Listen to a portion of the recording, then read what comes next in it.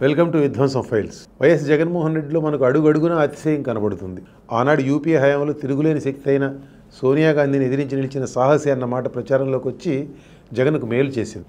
ఆయన ప్రవర్తన కూడా ప్రచారానికి తగ్గట్టుగానే ఉంటూ వచ్చింది. జగన్ అహంభావాన్ని చూడాలంటే శాసనసభలో ఆయన మాటలు వినాలి. అలాంటి జగన్ ఎన్నికల దగ్గరికి వస్తున్నాయనగానే వరుస మార్చారు. మాయామర్మం తెలియని అమాయకుడు పోజు కొట్టడం మొదలుపెట్టారు. నాకు అంగబలం లేదు, ఆర్థిక బలం లేదు, మీడియా బలం లేదు, నేర చరిత్ర లేదు, మోసం చేయడం తెలియదు, నక్కజిత్తులు తెలియవు, చెప్పింది చేయటం ఒక్కటే నాకు తెలిసింది అని జగన్ చిలకలూరుపేట సభలో చెప్పారు. ఇందులో ప్రతి మాట అసత్యమే. జగన్ దేశంలోకెల్లా అత్యంత ధనికుడైన సీఎం. మిగతా ముఖ్యమంత్రులు అందరి ఆస్తులు కలిపినా జగన్ ఆస్తుల కన్నా తక్కువే. అయినా ఆయన నేను పేదవాడిని అని చెప్పుకుంటున్నారు. తనకు మీడియా లేదంటారు. మరి సాక్షి మీడియా ఎవరిది? భార్యది కాబట్టి తన ఖాతాలోకి రాదని మనం అనుకోవాలని ఆయన ఉద్దేశమా? దేశంలో మరెవరిపై లేని అవినీతి కేసులు జగన్పై ఉన్నాయి.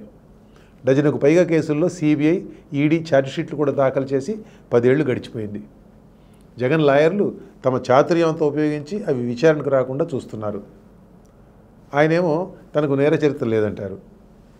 జరగబోయేది కురుక్షేత్ర యుద్ధమని, పేదలకు పెత్తందారులకు మధ్య యుద్ధం అని చెబుతూ నా బీసీ, ఎస్సీ, ఎస్టీ, మైనారిటీ, నిరుపేద వర్గాలు ఒకవైపు, చంద్రబాబు నాయకత్వంలో పెత్తందారులు ఒకవైపు అంటారు ఆయన. ఆ విధంగా తనను నిరుపేద వర్గాలకు ప్రతినిధిగా చెప్పుకుంటూ రాబోయేది క్లాస్ వార్ అని కూడా జగన్ కొన్ని సందర్భాల్లో అన్నారు. నేను మీ బిడ్డను అన్నమాట చాలా తరచూ ఆయన నోటి వెంట వస్తున్నది. తనలాంటి మంచివాడిని ఓడించేందుకు ఎత్తులు, జిత్తులు, కుయుక్తులతో తోడేళ్లన్నీ ఏకం అవుతున్నాయని వాపోతున్నారు.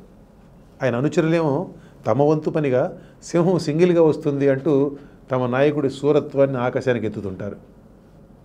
డబ్బు, హోదా, అధికారం చెలాయింపు ఉన్న పదవులన్నీ తన కులం వారికి కట్టబెట్టి పార్టీ పెత్తనం 100కు 100% తన కులానికే అప్పగించి ఎస్సీ, ఎస్టీ, మైనారిటీల వంటి అణగారిన వర్గాలకు ప్రతినిధిని అని రెప్పవాల్చకుండా చెప్పుకోగలగడం జగన్ గొప్పతనం. వేల కోట్ల రూపాయల డబ్బు పోగేసి రాజభవనాలను మించిన ప్యాలెసులు కట్టుకొని వాటిలో నివాసం ఉంటూ నిరుపేదలకు ప్రతినిధిని చెప్పుకునేందుకు క్షణం కూడా సందేహించరు. పశ్చిమ దేశాలలో ప్రజా జీవితంలో ఉన్నవారు అబద్ధం ఆడటానికి సందేహిస్తారు. ఒకసారి అబద్ధం ఆడినట్టు తేలితే అది వారికి రాజకీయ జీవితానికి సమాధి కడుతుంది కాబట్టి అసత్యాలు చెప్పడానికి జడుస్తారు. అంతగా అవసరమైతే నిజం దాస్తారు తప్ప అబద్ధం చెప్పరు. ఇండియా రాజకీయాల్లో ఆ స్థాయి నిబద్ధత కనపడదు.